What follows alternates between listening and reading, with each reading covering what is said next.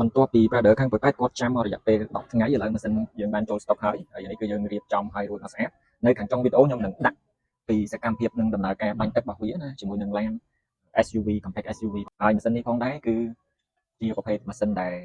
មានកម្លាំងទឹក130បាហើយមានកម្លាំងម៉ាស៊ីនរបស់វា2100វ៉ាត់បង្គំភាគច្រើនគឺជាប្រភេទ inox ការ design ក៏ដូចជាអាវរបស់វាគឺបាត់ថាណែនល្អហើយហាប់ទៅគ្រឿងវាហាប់ល្អម៉ាស៊ីននេះផងដែរភ្ជាប់មកជាមួយនឹងប្រភេទក្បាលបូម inox ពលមើលទៅគឺចាំងល្អមែនទែនហើយគុណភាពមិននិយាយទេពូស្តុងខាងក្នុងម៉ាស៊ីននេះគឺជាប្រភេទ ceramic ដែលធ្វើឲ្យម៉ាស៊ីននេះដំណើរការ smooth មែនទែនអញ្ចឹងហើយទោះបីជាយើងបាញ់លាងផ្លេចខ្លួនឬមួយក៏បាញ់ច្រើនម៉ោងវាអត់បណ្ដាលឲ្យឆេះទេដោយសារតែវាមានអាដុំសម្រាប់ control ណានៅពេលដែលភ្លើងអត់គ្រប់ឬមួយក៏កម្ដៅខ្លាំងដល់សីតុណ្ហភាពវាមួយវានឹងដាច់ម៉ាស៊ីននេះសម្រាប់ដោយស្វ័យប្រវត្តិអញ្ចឹងនេះ positive របស់វានៅពេលដែលវាដាច់ស្វ័យប្រវត្តិហើយវានឹងលោក positive នេះចេញមកក្រៅអញ្ចឹងបន្ទាប់ពីជប់ដំណើរការឬមួយក៏សម្រាប់រយៈពេល20ទៅ30នាទីអីយើងអាចចុច positive ហ្នឹងចូលក្នុងវិញទៅហើយម៉ាស៊ីនដំណើរការធម្មតាឡើងវិញអញ្ចឹង